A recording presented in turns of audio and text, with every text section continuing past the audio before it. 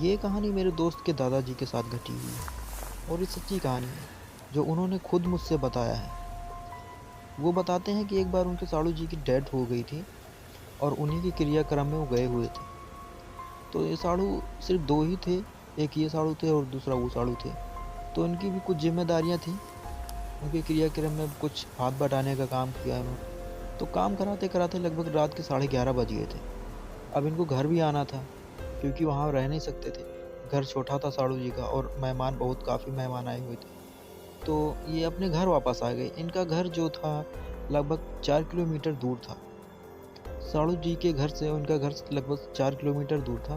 तो उन्होंने सोचा कि हम पैदल ही चले जाएँगे, क्या दिक्कत है। उस समय में साइकिल या सवारी बहुत कम हुआ करती थी और रात में कौन सवारी चलती है, तो ये पैदल ही गए थे और पैदल ही आ रहे थे।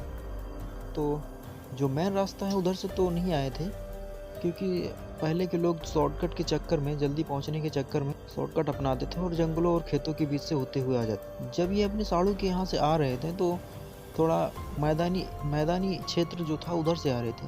तो उधर मैदानी क्षेत्र में एक जगह शमशान घाट भी पड़ता है।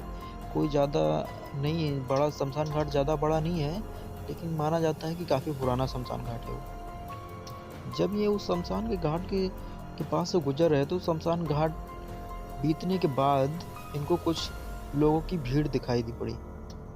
वहाँ पे कुछ लोग कुछ भून रहे थे, जैसे आग में कुछ भून रहे थे और वहाँ पे शराब और शराब रखी हुई थी और कुछ लोग पी भी रहे थे और डांस वगैरह भी कर रहे थे। जैसे कि मान के चलो जैसे पार्टी होती है उसी हिसाब से मना रहे थे। वहाँ पे खुद का हाथों से बजाने वाला बाजा उस समय होता था, बिंजू बाजा और मसाल वगैरह जला के रखते थे लोग। तो ऐसे ही कुछ टाइप था, वहाँ पे वो लोग जला के रखते थे। दादा, जो मेरे दोस्त के दादा थे, इन्होंने देखा और इनको कुछ इंटरेस्टिंग लगा, तो ये भी वहाँ रुक गए। उन्हीं के बीच में ये भी चले गए। ये जाने के बाद वहाँ पे नाच देखने लगे और उन्हीं के बीच में रह गए। इनको भी थोड़ा अच्छा लगा और वहाँ पे कुछ देर देखने के बाद इन्होंने, उसके बाद एक आदमी आया और सबको लाइन से बैठाने लगा, बैठ जाओ। और दादाजी भी उसी लाइन में बैठ गए। फिर वहाँ पे खाने की व्यवस्था हो रही थी, तो इनको भी एक प्लेट दिया गया, मट्टी का प्लेट था। तो पहले ज़माने में मट्टी के प्लेट हुआ करते थे, तो मट्टी का प्लेट था, उसमें दिए गए। उसके बाद उसमें एक-एक मांस का टुकड़ा रखा गया। जब मांस का टुकड़ा रखा गया तो उनको कुछ हड़बड़ाहट हुई, ये क्या चीज़ है? फिर ये एक-दूसरे की प्लेट में देखने लगे, सभी के प्लेट में मांस का टुकड़ा था। सब अपने-अपने प्लेट में देख रहे थे और फिर अपनी प्लेट में देखते, फिर दूसरी की प्लेट में देखते और सब खुश थे, लेकिन इनको उनके चेहरे पर कुछ खुशी नहीं थी, इनको घबराहट सी हो रही थी। ये डर से गए थे। इनके चेहरे पे जो डर था, वो साफ-साफ नज़र आ रहा था।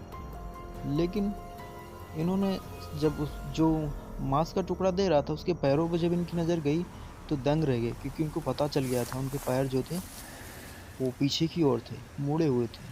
तो माना जाता है कि जो शैतान होते हैं, जो प्रेत होते हैं, उनके पीछे जो पैर होता है, उनके पीछे का होता है। तो इनको समझने में देर नहीं लगी कि यह कौन है। खाना लगाने के बाद सब अपना-अपना खा रहे थे, तो लेकिन इन्होंने देख रहे थे, खा नहीं सकते क्योंकि वो इंसान का मांस था वो।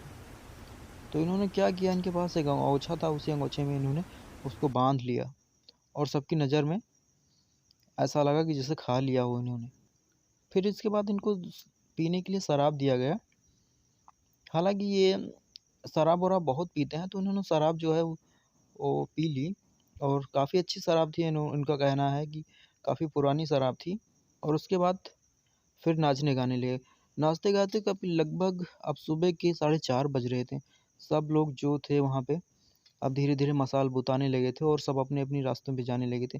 लेकिन वहाँ पे इनको एक, जो उसका उन शैतानों का जो राजा था, इनको इनकी शक्ल वहाँ पे कुछ नई लग रही थी, तो उसने इनको बुलाया और पूछा कि तुम कौन से कब्रिस्तान से आए हो? तो इन्होंने बता दिया कि गाँव के कब्रिस्तान से, क्योंकि इनको कुछ ना कुछ तो बताना चाहिए था। अगर इनकी हकीकत पता चल जाती, तो इनको वहाँ पे सब मार डालते। तो इनको समझ गए थे कि मुझे क्या बताना है। तो इन्होंने गाँव के पास वाले कब्रिस्तान का एड्रेस दे दिया।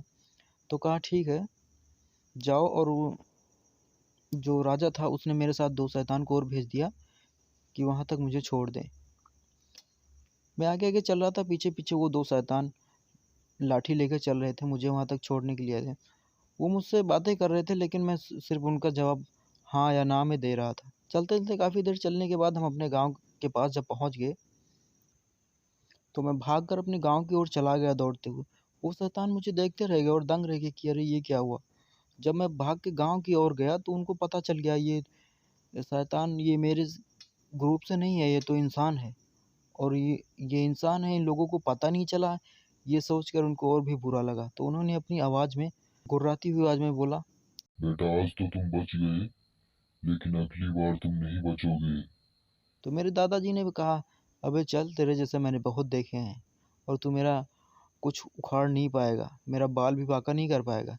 इतना कह के मेरे दादाजी गाँव की ओर आने लगे और वो शैतान वहीं पे गायब हो गए।